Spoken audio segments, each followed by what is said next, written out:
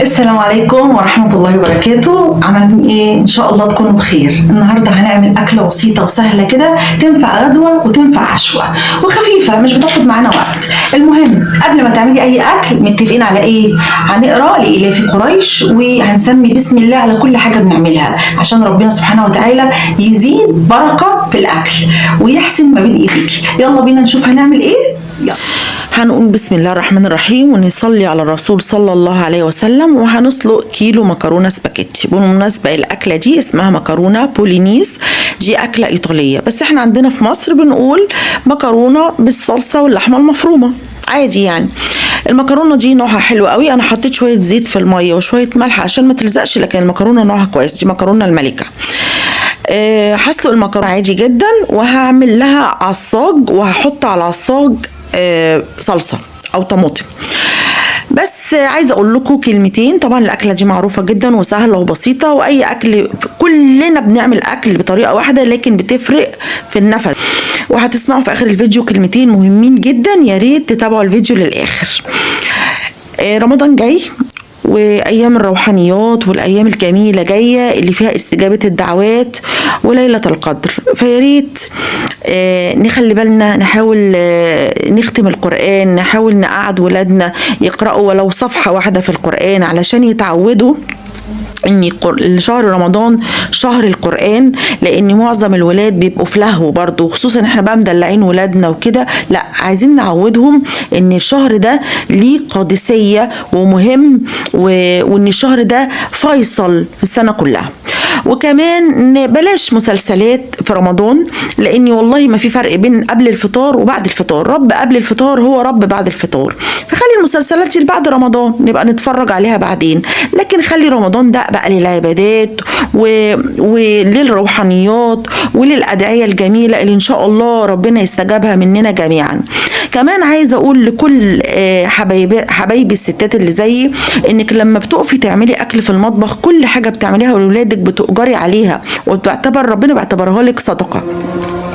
ربنا يحسن ما بين ايدينا جميعا ويبارك لنا في رزقنا ويسترنا جميعا في شهر رمضان، وما يوجعش قلب حد ابدا في الشهر الكريم ده يا رب. اللهم امين يا رب العالمين. زي ما انتم شايفين كده انا عملت العصاج بتاعي عادي جدا زي ما بعمله، بس عملت شويه اضافات. يعني حطيت بصلايه على فصين توم على فلفل اخضر، وحطيت بقى البهارات بتاعتي اللي هي ملح وفلفل وبابريكا و7 بهارات بس كده، ما حطيتش حاجه اكتر من كده. هحط الطماطم وهسيبها تتسبك خالص لغايه ما تنطر الماده الدهنيه بتاعتها.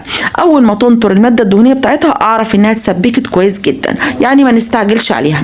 المكرونه اتسلقت اهي وجميله ومفرفره وزي الفل.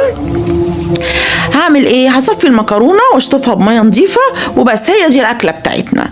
الاكله بسيطه وسهله، تنفع فطار، تنفع سحور. عايزة اقول لكم على حاجة، كل الاكلات اللي احنا بنعملها على النت او في بيوتنا متكررة، لكن سبحان الله كل واحدة ليها طريقة في الاكل، وكل واحدة ليها نفس في الاكل. احيانا بنعمل اكل وتقولي انا بعمله بنفس طريقة ماما، بس سبحان الله اكل ماما مميز ليه طعم تاني مع انها نفس الطريقة.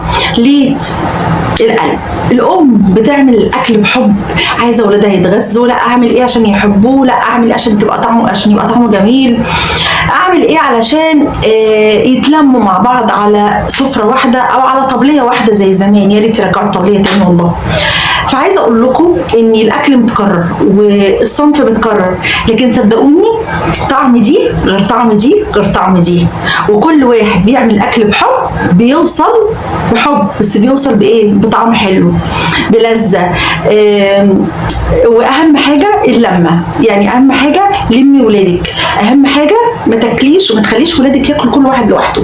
يعني دلوقتي بشوف ناس بيبقى الولد قاعد في اوضه لوحده، هاتي يا ماما الاكل هنا. لا بص الاقي الولد بياكل في اوضه لوحده والبنت بتاكل في اوضه لوحدها والام تقعد تاكل لوحدها. لا ما تعمليش كده. تعالوا نرجع ايام زمان ونقعدوا كلنا على ترابيزه واحده او على طبليه واحده، يعني ما بقاش في طبالي خلاص، او نقعد على سفره واحده ونلم ولادنا حوالينا. صدقوني اليوم اللي بيعدي مش بيتكرر تاني، واحنا مش دايمين في حياتهم على طول. فعودوهم ان هي دي اللمه اللي بتعمل ترابط اسري، اللمه اللي بتخلينا نحب بعض، والاخوات بيحبوا بعض، والام والاب بيبقوا كويسين مع بعض ومع اولادهم. تعالوا نرجع الذكريات ونلم اولادنا على ترابيزه واحده حتى لو فول وفلافل. تمام؟ يلا بينا نشوف الاكل طعمه ايه، ويلا بينا نتذوق العظمه اللي انا بعملها. يلا بينا. بصوا بقى، انا سلقت المكرونه ماشي، سلقتها عادي خالص اهو، بس عملت شويه صلصه كده باللحمه المفرومه، هم ولادي بيحبوها كده. تمام؟ فانا ممكن اقلب الصلصه على المكرونه كلها، بس انا مش عايزه كده، يعني عايزه كل واحد ياخد الحاجه اللي هو بيحبها. فهاخد شويه مكرونه كده ماشي، واحطهم كده في الطبق. تمام؟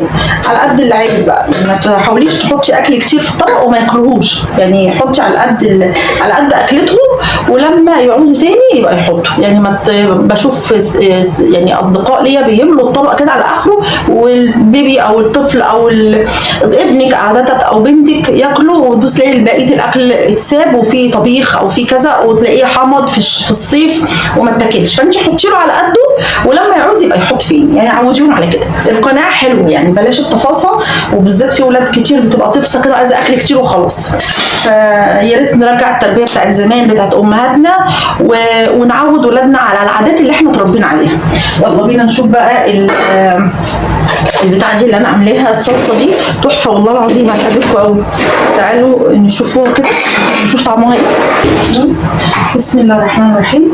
انا بص هعمل كده، احط كده واحط كده اهو، بحط كده مع حته بقى مخلله شويه سلطه زي ما هم بيحبوا. المهم تعملوا لهم اللي هم بيحبوه. الاكله دي عظمه والله العظيم، عظمه. دوقوها هتعجبكم قوي صدقوني. اعملوا على العشوائيه على غدويه، وبلاش الاكل المايع اللي بناكلوه لعيالنا ده. يعني اعملوا اكل زي ده، خليهم ياكلوا ويتغذوا ماشي. يلا ما تنسوش تفعلوا الجرس وتعملوا اشتراك للقناه وتدعموني، وعايزه لايك، اوعوا تنسوا اللايك. تمام؟ ومستنياكم في فيديو جديد. كل سنه وانتم طيبين. باي باي.